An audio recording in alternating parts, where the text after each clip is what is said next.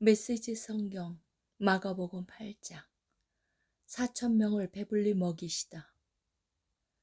그 즈음에 예수께서 배고픈 무리 앞에 다시 서게 되셨다. 예수께서 제자들을 불러 말씀하셨다. 이 무리를 보니 내 마음이 몹시 아프구나. 이들이 사흘이나 나와 함께 있었는데 이제 먹을 것이 없다. 배고픈 채로 돌려보내면 가다가 지쳐 쓰러질 것이다. 이 가운데는 멀리서 온 사람들도 있다. 제자들이 대답했다. 저희가 어떻게 하면 좋겠습니까? 여기 광야에서 어떻게 음식을 살 수 있겠습니까? 예수께서 물으셨다. 너희에게 빵이 얼마나 있느냐? 7개입니다. 그들이 말했다. 그러자 예수께서 무리를 바닥에 앉게 하셨다. 예수께서 감사를 드린 후에 빵 7개를 조금씩 떼어 제자들에게 주셨고 제자들은 그것을 무리에게 나누어 주었다. 마침 거기에 물고기도 몇 마리 있었다. 또 예수께서 물고기를 가지고 감사를 드리신 후에 제자들을 시켜 사람들에게 나누어 주게 하셨다. 제자들은 배불리 먹었다. 남은 것을 거두니 7자루였다. 식사한 사람이 좋기 4,000명이 넘었다. 그때야 예수께서 사람들을 집으로 보내셨다. 예수 자신은 제자들과 함께 곧바로 배로 가서 달마누나로 떠나셨다. 그들이 도착하자 바리새인들이 나와서 예수께 바짝 달라붙었다. 그리고는 자신을 입증해 보이라고 그분을 괴롭히며 궁지로 몰아세웠다. 예수께서 노하여 말씀하셨다. 어찌하여 이 세대는 기적과 같은 증거를 찾아서 난리들이냐? 내가 이것만 분명히 말해두겠다. 너희는 꿈에라도 증거를 받을 생각은 하지 마라. 더럽게 하는 누룩을 주의하여라. 예수께서 그들을 떠나서 다시 배에 올라 건너편으로 향하셨다. 그런데 제자들이 점심 싸오는 것을 잊어버렸다. 빵 한 덩이 외에는 배 안에 빵 부스러기 하나 없었다. 예수께서 경고하셨다. 단단히 조심하여라. 바리새인과 헤롯 당원의 더럽게 하는 누룩을 각별히 주의하여라. 그러자 제자들은 깜빡 잊고 빵을 가져오지 않은 것을 두고서 서로 책임을 따졌다. 예수께서 들으시고 말씀하셨다. 빵을 잊어버렸다고 이 소란이냐? 내 말 뜻을 못 알아듣겠느냐? 그렇게도 모르겠느냐? 내가 빵 5개를 떼어서 5,000명을 먹인 일을 잊었느냐? 남은 것을 너희가 몇 바구니나 거두었느냐? 그들이 말했다. 12바구니입니다. 빵 7개로 4,000명을 먹이고 남은 것은 몇 자루나 되었느냐? 7자루입니다. 예수께서 말씀하셨다. 아직도 모르겠느냐? 그들이 벳세다에 도착했다. 어떤 사람들이 시력을 잃은 한 사람을 예수께 데려와서 손을 대어 고쳐주시기를 청했다. 예수께서 그의 손을 잡고 마을 밖으로 데리고 나가셨다. 그리고 그 사람의 눈에 침을 묻히고 그에게 손을 얹으시며 물으셨다. 무엇이 보이느냐? 그가 고개를 들었다. 사람들이 보입니다. 마치 나무가 걸어가는 것 같습니다. 예수께서 그의 눈에 다시 손을 얹으셨다. 그 사람은 이리저리 보더니 시력이 완전히 회복된 것을 알았다. 모든 것이 2.0 시력으로 밝게 보였던 것이다. 예수께서 그를 곧장 집으로 돌려보내시며 말씀하셨다. 마을로 들어가지 마라. 주님은 메시아이십니다. 예수와 제자들이 빌립보의 가이사랴 근방에 있는 마을들로 향했다. 걸어가면서 예수께서 물으셨다. 사람들이 나를 누구라고 하더냐? 그들이 말했다. 세리자 요한이라고 하는 사람들도 있고 엘리야라 하는 사람들도 있고 예언자 가운데 한 사람이라고 하는 사람들도 있습니다. 그러자 예수께서 물으셨다. 그러면 너희는 나를 누구라고 말하겠느냐? 내가 누구냐? 베드로가 대답했다. 주님은 그리스도 곧 메시아이십니다. 예수께서는 그것을 비밀로 하되 아무에게도 입 밖에 내지 말라고 경계하셨다. 그리고는 그들에게 다음 일을 설명하기 시작하셨다. 이제부터 인자는 처참한 고난을 받고 장로와 대제사장과 종교학자들에게 재판에서 유죄를 선고받아 죽임을 당하고 사흘 후에 다시 살아나야 한다. 예수께서는 그 말씀을 그들이 놓치지 않도록 쉽고 분명하게 말씀해 주셨다. 그러나 베드로가 예수를 붙들고 항의했다. 예수께서는 어떻게 받아들여야 할지 몰라서 머뭇거리고 있는 제자들을 돌아보시고 베드로를 꾸짖으셨다. 베드로야, 썩 비켜라. 사탄아, 물러가라. 너는 하나님이 어떻게 일하시는지 조금도 모른다. 예수께서 제자들과 함께 무리를 옆에 불러놓고 말씀하셨다. 누구든지 나와 함께 가려면 내가 가는 길을 따라야 한다. 결정은 내가 한다. 너희가 하는 것이 아니다. 고난을 피해 달아나지 말고 오히려 고난을 끌어안아라. 나를 따라오너라. 그러면 내가 방법을 일러주겠다. 자기 스스로 세우려는 노력에는 아무 희망이 없다. 자기를 희망하는 것이야말로 너희 자신, 곧 너희의 참된 자아를 구원하는 길이며 나의 길이다. 원하는 것을 다 얻고도 참된 자기 자신을 잃으면 무슨 유익이 있겠느냐? 너희 목숨을 무엇과 바꾸겠느냐? 너희 가운데 누구든지 변덕스럽고 중심 없는 친구들과 사귀면서 나와 너희를 인도하는 내 방식을 부끄러워하며 인자도 아버지 하나님의 모든 영광에 쌓여 거룩한 천사들을 거느리고 올 때 그를 더 부끄럽게 여길 줄로 알아라. 9장. 예수께서 이렇게 쐐기를 박으셨다. 이것은 믿을 수 없는 훗날의 이야기가 아니라 여기 서 있는 너희 가운데 그렇게 되는 것을 볼 사람들도 있다. 그들은 하나님 나라가 위엄 있게 임하는 것을 볼 것이다. 영광 가운데 계신 예수. 엿새 후에 그들 가운데 세 사람이 정말 그것을 보았다. 예수께서 베드로와 야고보와 요한을 데리고 높은 산에 올라가셨다. 그리고 그들 눈앞에서 그분의 모습이 완전히 변했다. 그분의 옷은 아무리 표백해도 더 하얘질 수 없을 만큼 반짝반짝 빛났다.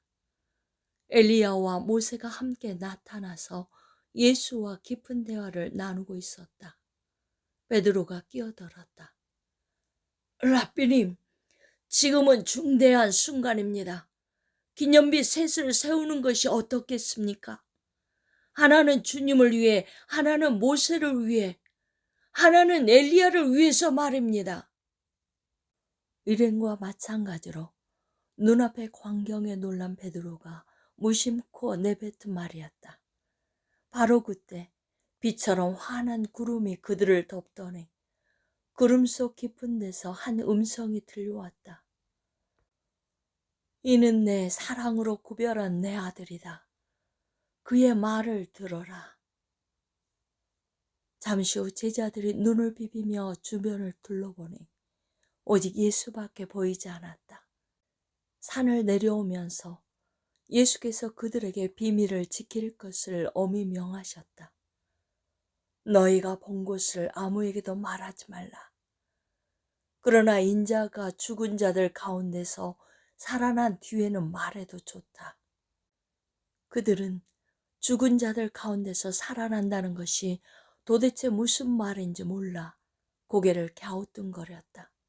중간에 제자들이 물었다. 종교학자들은 왜 엘리야가 먼저 와야 한다고 말합니까? 예수께서 대답하셨다. 과연 엘리야가 먼저 와서 인자가 올 때를 위해 모든 것을 준비한다.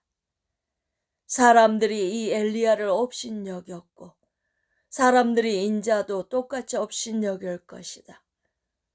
인자는 성경에 기록된 대로 심한 고난과 천대와 멸시를 받을 것이다.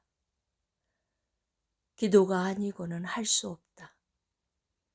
그들이 산을 내려와 다른 제자들에게 돌아오니 주위에 큰 무리가 보이고 종교학자들이 제자들에게 따져 묻고 있었다. 예수를 보자마자 무리 가운데 반가운 기운이 일었다. 사람들이 달려와서 그분을 맞이했다.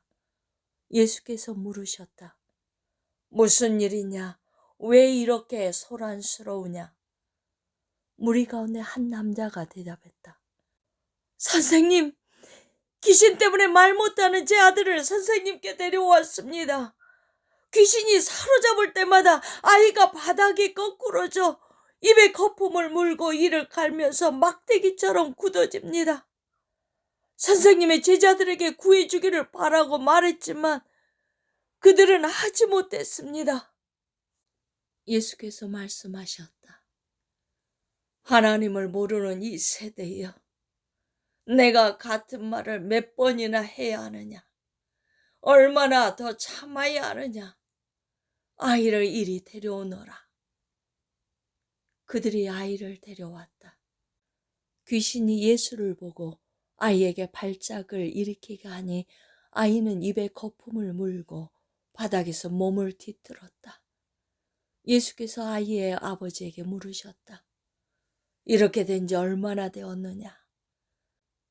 어려서부터 그랬습니다. 귀신이 아이를 죽이려고 불 속이나 강물에 던진 것이 몇 번인지 모릅니다. 만일 하실 수 있거든 무엇이든 해주십시오. 불쌍히 여기셔서 저희를 도와주십시오. 예수께서 말씀하셨다. 만일이라니. 믿는 사람에게 만일이란 없다. 모든 것이 가능하다. 그분의 입에서 말이 떨어지기가 무섭게 아이의 아버지가 부르짖었다. 제가 믿습니다. 의심하지 않도록 도와주십시오. 무리가 속속 모여드는 것을 보시고 예수께서 악한 귀신에게 명령하셨다. 벙어리의 귀머거리 귀신아, 내가 너에게 명한다. 아이에게서 나와 다시는 얼씬거리지 마라. 귀신은 고함을 지르고 마구 몸부림치면서 나갔다. 아이는 송장처럼 핏기가 없어졌다. 그러자 사람들이 아이가 죽었다고 말하기 시작했다. 그러나 예수께서 아이의 손을 잡아 일으키자 아이가 일어섰다. 집에 돌아온 뒤에 제자들이 예수를 붙들고 물었다. 왜 저희는 귀신을 쫓아내지 못했습니까? 예수께서 대답하셨다. 이런 귀신은 기도가 아니고는 쫓아낼 수 없다. 그들은 거기를 떠나 갈릴리를 지나갔다. 예수께서는 제자들을 가르치고 싶으셔서 아무에게도 일행의 행방을 알리지 않으셨다. 예수께서 그들에게 말씀하셨다. 인자는 하나님과 관계하기를 원치 않는 사람들한테 넘겨질 것이다. 그들이 인자를 죽일 것이다. 죽은 지 사흘 후에 인자는 다시 살아날 것이다. 제자들은 무슨 말씀인지 몰랐으나 묻기도 두려웠다. 하나님 나라에서 가장 큰 사람. 그들이 가버나움으로 갔다. 예수께서 집에 계실 때에 제자들에게 물으셨다. 너희가 길에서 토론하던 것이 무엇이냐? 불안한 침묵만 흘렀다. 그들은 자기들 가운데서 누가 가장 큰 사람인지를 두고 서로 입씨름을 벌였던 것이다. 예수께서 자리에 앉아 12 제자에게 말씀하셨다. 너희가 첫 자리를 원하느냐? 그렇다면 끝자리로 가거라. 모든 사람의 종이 되어라. 예수께서 방 한가운데 어린아이 하나를 세우시고 아이를 품에 안으며 말씀하셨다.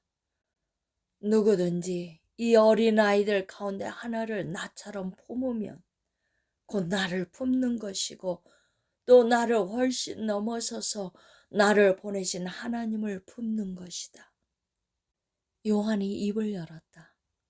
선생님, 어떤 사람이 주님 이름으로 귀신을 쫓아내는 것을 보고 우리가 막았습니다. 그가 우리에게 속한 사람이 아니어서 그렇게 했습니다. 예수께서 기뻐하지 않으셨다. 그를 막지 마라. 내 이름으로 선하고 능력 있는 일을 하고서 바로 나를 깎아내릴 사람은 없다. 그가 적이 아니라면 곧 우리 편이다. 누구든지 내 이름으로 너희에게 물 한 잔만 주어도 그는 우리 편이다. 하나님이 반드시 알아주실 것이다.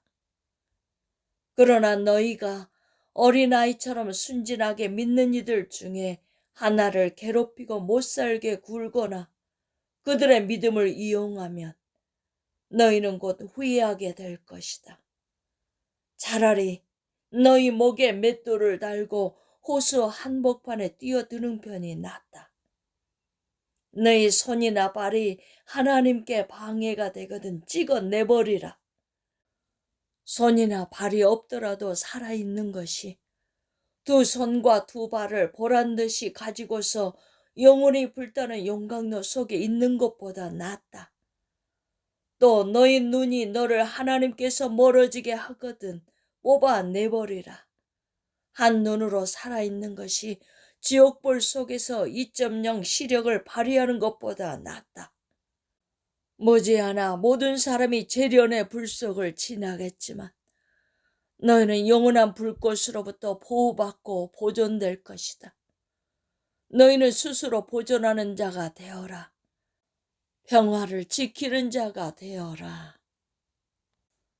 10장 이혼과 간음. 예수께서 거기에서 떠나 요단강 건너편 유대 지방으로 가셨다. 매번 그러듯이 무리가 따라왔고 예수께서는 늘 하시던 대로 그들을 가르치셨다. 바리새인들이 예수를 괴롭힐 요량으로 다가와서 물었다. 남자가 아내와 이혼하는 것이 율법에 맞습니까? 예수께서 말씀하셨다. 모세가 뭐라고 명령했느냐? 그들이 대답했다. 모세는 이혼증서를 써주고 아내와 이혼해도 된다고 허락했습니다. 예수께서 말씀하셨다. 모세는 단지 너희의 사악한 마음을 염려해서 그 명령을 기록한 것이다. 처음 창조 때부터 하나님께서는 남자와 여자를 지어 함께 있게 하셨다. 그래서 남자는 부모를 떠나 여자와 결혼하여 한 몸이 된다. 더 이상 둘이 아니라 새롭게 연합하여 한 몸을 이루는 것이다. 남자와 여자의 이 유기적인 연합은 하나님께서 창조하신 것이다. 그러니 누구도 그들을 갈라놓아서 그분의 작품을 모독해서는 안 된다. 집에 돌아와서 제자들이 다시 그 이야기를 꺼냈다. 예수께서 그들에게 단도직입적으로 말씀하셨다. 다른 여자와 결혼하려고 자기 여자와 이혼하는 남자는 아내에게 간음하는 것이다. 또한 다른 남자와 결혼하려고 자기 남편과 이혼하는 여자도 남편에게 간음하는 것이다.